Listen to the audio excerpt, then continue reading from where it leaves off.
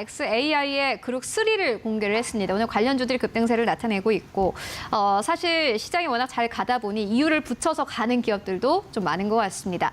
관련주 탑픽 있으신지 없다면은 왜 없는지 좀 들어보도록 하겠습니다. 저도 뭐 테슬라에 직접 납품하고 있는 폴라리스 오피스를 오늘 좀 선정해 왔습니다. 폴라리스 오피스. 이거를 왜 가져오셨는지 전 정말 궁금하네요. 네.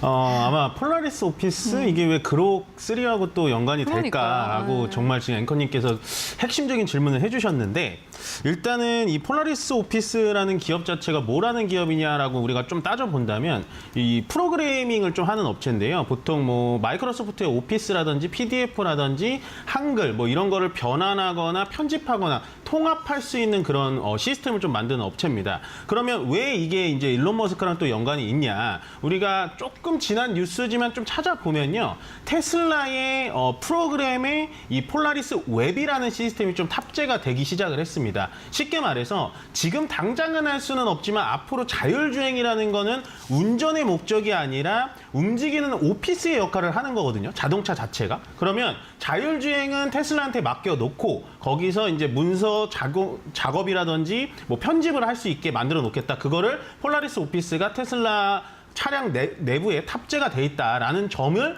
우리가 좀 체크를 해야 될 것 같아요. 그러면 오늘은 주가가 또 왜 빠졌냐? 이게 좀 궁금하실 수 있어요. 어저께는 그록의 효과 때문에 좀 올라간 것 같고요. 오늘은 왜 그러냐? 그록3가 딱 공개를 하자마자 생각보다 지금 좀 실망감이 많습니다. 우리가 생각했던 거는 이런 게 아닌데라는 부분이 있고 약간 그록이 좀 지금 베타 서비스 같은 느낌도 있고 거기다가 xAI의 프리미어 가입 조건만 받아서 그 사람들만 좀 유료로 이용할 수 있다라는 접근성이 좀 떨어지는 것 같은데요.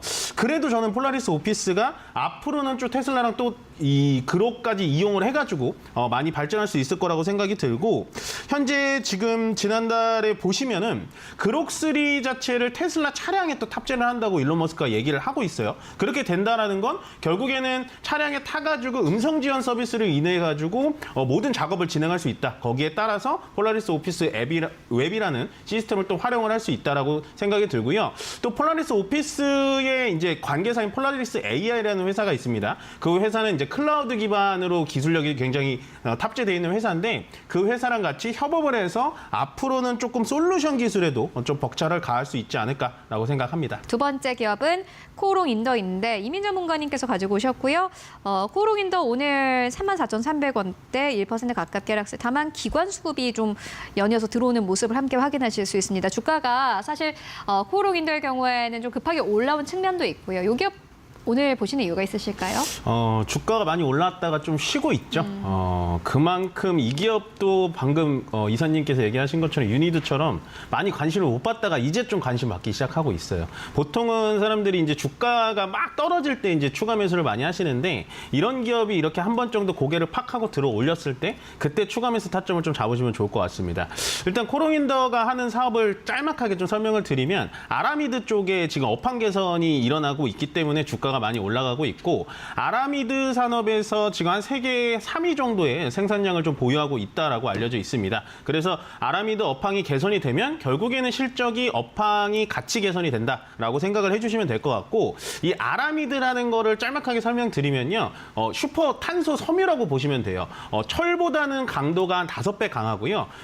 무게는 철보다 한 20% 그러니까 5분의 1 무게밖에 안 되는 굉장히 또 가벼우면서도 강력한 강직도를 가지고 있고 난연성하고 내열성까지 가지고 있어서 결국엔 이 아라미드 섬유가 어디에 많이 쓰이냐? 우주항공 쪽에 많이 쓰이고요. 그다음에 방호복이라든지 소방복, 그다음에 타이어 보강제 이쪽에 많이 쓰이고 있습니다. 그래서 아라미드 쪽에 대해서는 우주항공이 지금 좀 갈 때 같이 좀 갈 수 있을 것 같고 또 코롱인더가 아라미드 외에도 가장 효자 상품이 타이어 코드라는 거예요. 타이어 코드는 뭐냐면 고속도로나 이런 데 지나갔을 때 타이어가 이렇게 찢어진 거 이렇게 나뒹굴 때 있잖아요. 그 안에 철심이 박혀 있는 게 타이어 코드라는 건데 그거는 지금 코롱인더가 세계에서 요것 또한 3위 정도, 11% 정도 글로벌을 점유율을 가지고 있기 때문에 타이어 코드에 대해서만큼은 또 코롱인더가 굉장히 효자 상품이다라고 생각을 하시면 되고, 코롱인더를 조금 더 지켜봐야 되는 건 뭐냐? 적자 사업, 그러니까 아픈 손가락이 3가지가 있었습니다. 첫 번째가 이제 PET 필름 쪽을 SK에 넘겼고요. 그다음 두 번째가 골프웨어 상품, 그러니까 잭 니콜라우스랑 앨론드라는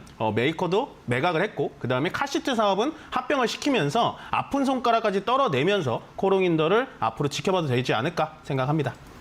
이 기업 사실 이전에 상한가도 갔었고 네, 이 기업 맞아요. 어떻게 보세요?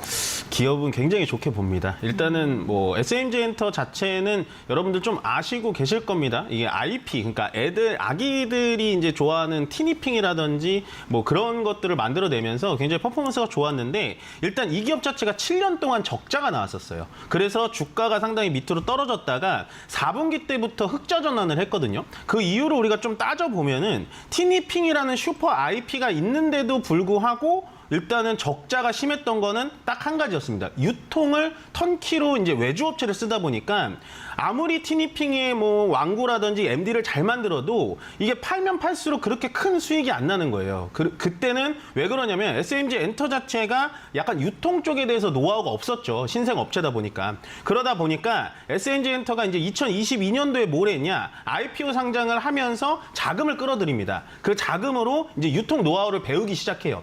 그래서 자기네가 직접적으로 이제 외주 주지 않고 자기네가 완구류 뭐 이런 거 MD류 만들어가지고 팔기 시작합니다. 그게 한 1년 반 정도 지나고 나니까 24년부터 흑자 전환이 일어나게 된 거예요. 제가 봤을 때는 이 티니핑이라는 IP가 아기들한테도 굉장히 인기가 많고 지금 없어서 못 판다라고 나올 정도로 굉장히 인기가 좋기 때문에 앞으로도 지켜보셔도 될 것 같고요. 다만 한 가지 걱정되는 건 이제 재무가 좀 악화가 됐겠죠. 7분기 연속 적자가 났으니까. 그렇지만 영업이익이 난다라는 건 결국엔 결손금도 충당시키고 부채 비율도 줄어들 수 있으니까 저는 강력한 IP 기반으로 이런 기업들은 쭉 길게 보셔도 된다라고 생각합니다.